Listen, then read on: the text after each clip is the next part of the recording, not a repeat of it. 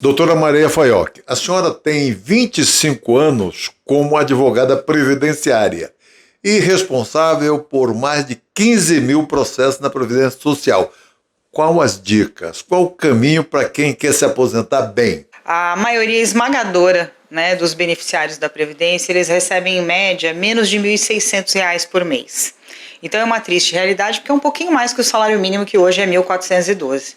Então, o brasileiro, na verdade, ele precisaria, num primeiro momento, né, se programar, se planejar para uma aposentadoria mais tranquila, mais segura, de um valor mais justo, mais digno, né? E muita gente não faz isso. Muita gente, às vezes, prefere não contribuir, não aumentar a contribuição, prefere, às vezes, deixar de pagar o INSS, e quando chega lá, né, na idade, na fase avançada da vida, e que precisa ali ter algo, né, para sobreviver e ter uma vida digna, se depara com esse valor que é muito baixo. Então, a primeira dica importante para quem agora está ali, né, na faixa dos 40 anos, é começar a se planejar. Quem é trabalhador, ainda está na sua fase produtiva, é saber, né, qual é a sua média salarial, qual é a sua média aí do salário de benefício, para não ser pego de surpresa no futuro. Verificou, por exemplo, que essa média não vai ser satisfatória, buscar maneiras, né, de elevar essa média, para que lá no futuro ele tenha uma aposentadoria mais digna. E isso é feito através do planejamento previdenciário, que é um estudo, né, do seu histórico, né, de contribuições até a data presente, e projetar o futuro. Olha, hoje minha situação é essa. Se eu melhorar minha contribuição ou se eu manter, como vai ser a minha situação lá no futuro? Então é muito importante fazer o planejamento previdenciário, e o trabalhador brasileiro, ele não tem essa cultura. Né, ele é muito imediatista, hoje tá dando para sobreviver, e não pensa muito no futuro. Então isso evitaria, por exemplo, que muita gente fosse para assistência social, né, para a lei orgânica da assistência social. Então planejar a aposentadoria é primordial.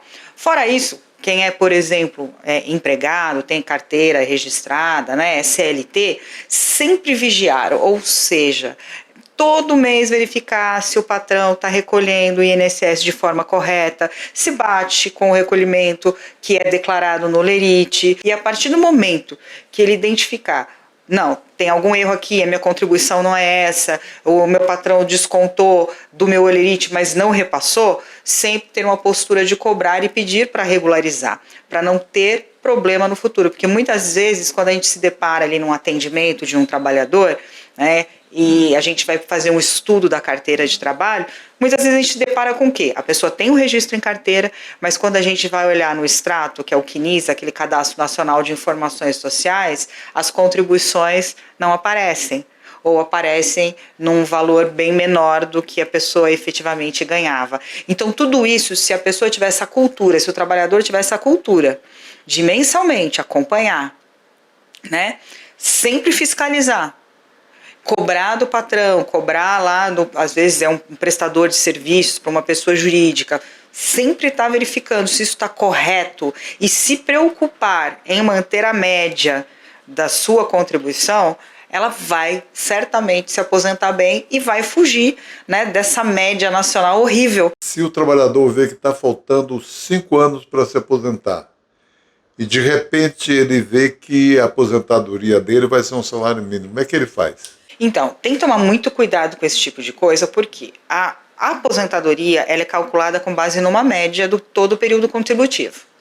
Então, por exemplo, se você tem lá 20 anos de contribuição, está faltando 5 para você se aposentar pela idade, por exemplo, e você aleatoriamente, da sua cabeça, falar, eu vou pagar o teto, por exemplo, para aumentar o valor da minha aposentadoria, a pessoa pode estar caindo numa roubada.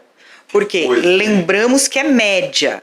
O que o INSS faz? Ele pega todo o período, divide e acha uma média. Muitas vezes, só nos últimos anos, você aumentar a contribuição, não vai elevar em nada a sua média. Então, muitas vezes, você vai estar jogando dinheiro fora.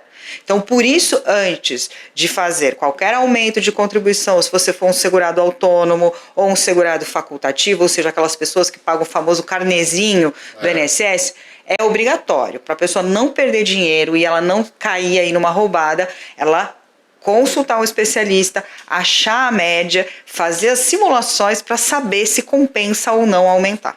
Então tem que fazer simulações. Simulações, que é um estudo previdenciário, né? Que a gente chama de planejamento previdenciário, que é justamente estudar toda a vida passada desse trabalhador, achar a média de contribuição e verificar quanto falta e simular nesse período faltante outra média que possa ser satisfatória ao trabalhador. E muita gente não faz isso, faz de forma aleatória. Outro dia, por exemplo, eu atendi uma senhora conversando com ela e alguém fez uma instrução errada. Ela sempre pagou pelo salário mínimo e nos 2 últimos anos algum curioso falou para ela, aumenta, vai para o teto, que hoje é quase R$8.000. E ela foi, coitada, ou seja, ela gastou um dinheirão mensal, quase R$2.000 por mês, achando que aquilo ia aumentar o valor da aposentadoria dela. E não aumentou? Não aumentou, ela perdeu todo o dinheiro, infelizmente. Mas e aí tinha jeito? Não tem, porque ela simplesmente jogou o dinheiro fora. Então, para não perder dinheiro, é muito importante fazer esse planejamento.